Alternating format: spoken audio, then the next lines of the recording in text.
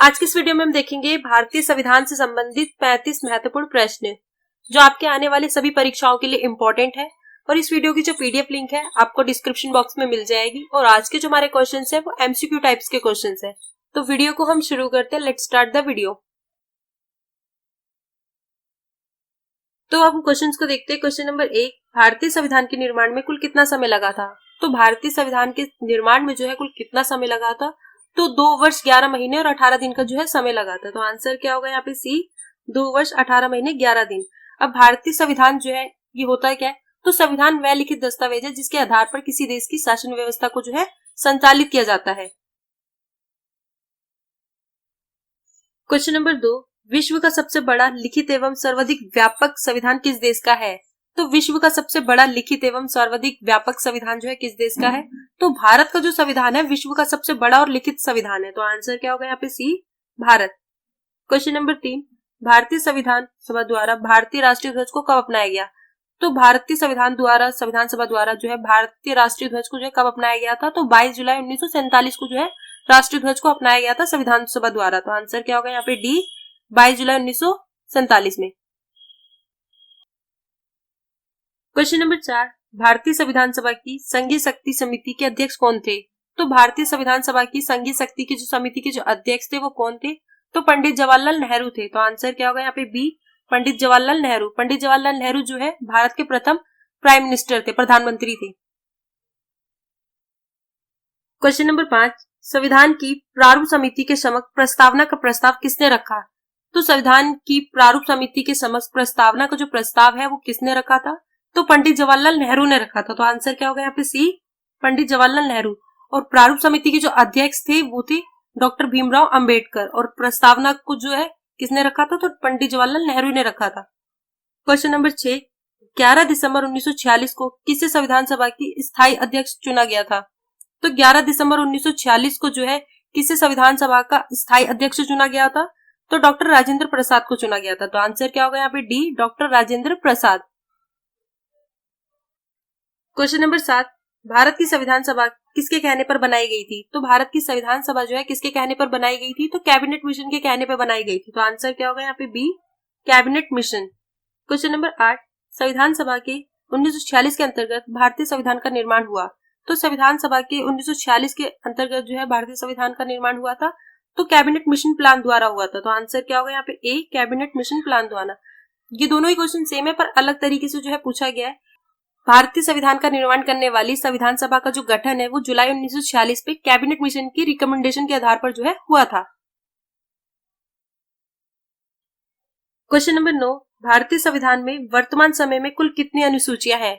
तो भारतीय संविधान में वर्तमान समय में जो है कुल कितनी अनुसूचियां हैं, तो 12 अनुसूचियां है। तो आंसर क्या होगा यहाँ पे सी, 12। लेकिन जब संविधान का निर्माण हो रहा था उस समय जो है 395 अनुच्छेद थे जो 22 भागों में विभाजित था और इसमें केवल 8 अनुसूचियां ही थी। लेकिन अब वर्तमान समय में जो है 470 अनुच्छेद है, 25 भाग में ये विभाजित है और 22 अनुसूचियां जो है इसमें है। क्वेश्चन नंबर 10, भारत का सर्वोच्च कानून किसे माना जाता है। तो भारत का जो सर्वोच्च कानून है ये किसे माना जाता है, तो भारतीय संविधान को माना जाता है। तो आंसर क्या होगा यहाँ पे ए, भारतीय संविधान। क्वेश्चन नंबर 11, भारत में कौन सा दिन संविधान दिवस के रूप में मनाया जाता है। तो वो कौन सा दिन है जो संविधान दिवस के रूप में मनाया जाता है, तो 26 नवंबर को जो है संविधान दिवस के रूप में मनाया जाता है। तो आंसर क्या होगा यहाँ पे ए, 26 नवंबर। क्वेश्चन नंबर 12, भारत के संविधान की मसौदा समिति के अध्यक्ष कौन थे।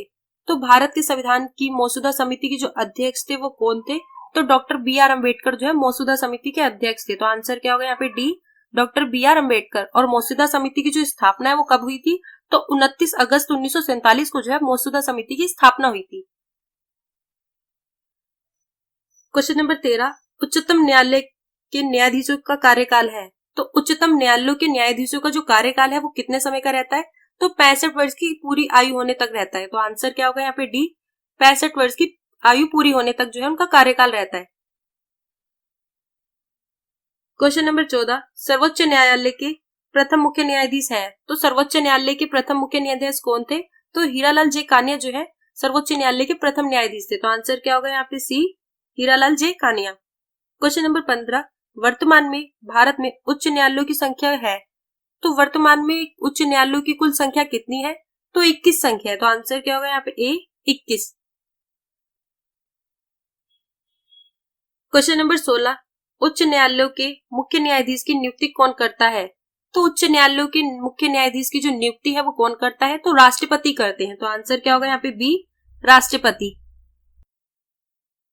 क्वेश्चन नंबर 17, उच्च न्यायालय के न्यायाधीशों की कार्यकाल की सीमा है। तो उच्च न्यायालयों के न्यायाधीशों की कार्यकाल की जो सीमा है वो कितनी है? तो अपनी उम्र के 62 वर्ष पूरे होने तक की है। तो आंसर क्या होगा यहाँ पे? सी अपनी उम्र के 62 वर्ष पूरे होने तक की जो है इनका कार्यकाल की सीमा है। क्वेश्चन नंबर 18, संविधान के किस अनुच्छेद द्वारा राष्ट्रपति को सर्वोच्च न्यायालय परामर्श मांगने के अधिकार प्राप्त है? तो संविधान के किस अनुच्छेद द्वारा जो है राष्ट्रपति को सर्वोच्च न्यायालय से परामर्श मांगने का अधिकार प्राप्त है? तो अनुच्छेद 143 के तहत है। तो आंसर क्या होगा यहाँ पे? सी अनुच्छेद 143। क्वेश्चन नंबर 19, राष्ट्रपति राष्ट्रीय आपातकाल की उद्घोषणा किन स्थितियों में कर सकता है? तो जो राष्ट्रपति हैं वो राष्ट्रीय आपातकाल की उद्घोषणा जो है किन स्थितियों में कर सकते हैं? तो युद्ध की स्थिति में भी कर सकते हैं, भारी आक्रमण की स्थिति में भी कर सकते हैं और सशस्त्र विद्रोह के में भी कर सकते हैं। तो ये सभी में जो है आपातकाल की उद्घोषणा कर सकते हैं। तो आंसर क्या होगा यहाँ पे? डी ये सभी। क्वेश्चन नंबर 20, भारत में अब तक कितनी बार राष्ट्रीय आपातकाल की घोषणा हो चुकी है? तो भारत में अब तक जो है कितनी बार राष्ट्रीय आपातकाल की घोषणा हो चुकी है? तो 3 बार हो चुकी है। तो आंसर क्या होगा यहाँ पे? बी 3 बार। पहली बार जो है कब हुई थी? तो 26 अक्टूबर 1962 में हुई थी। दूसरी बार 3 दिसंबर 1971 में हुई थी। तीसरी बार जो है 25 जून 1975 आंतरिक अशांति के कारण की गई थी। क्वेश्चन नंबर 21, भारत में राष्ट्रपति किस अनुच्छेद के अंतर्गत देश में राष्ट्रीय आपात की घोषणा कर सकता है? तो भारत में राष्ट्रपति जो है किस अनुच्छेद के अंतर्गत देश में राष्ट्रीय आपात की घोषणा करते हैं? तो अनुच्छेद 352 के तहत करते हैं। तो आंसर क्या होगा यहाँ पे? ए अनुच्छेद 352। क्वेश्चन नंबर 22, संविधान के किस अनुच्छेद के आधार पर देश में वित्तीय आपात की घोषणा की जा सकती है? तो संविधान के किस अनुच्छेद में जो है भारत में वित्तीय आपात की घोषणा यानी फाइनेंशियल इमरजेंसी की जा सकती है? तो अनुच्छेद 360 के तहत की जा सकती है। तो आंसर क्या होगा यहाँ पे? सी अनुच्छेद 360 के तहत। क्वेश्चन नंबर 23, दल बदल से संबंधित कानून का उल्लेख किस अनुसूची में है?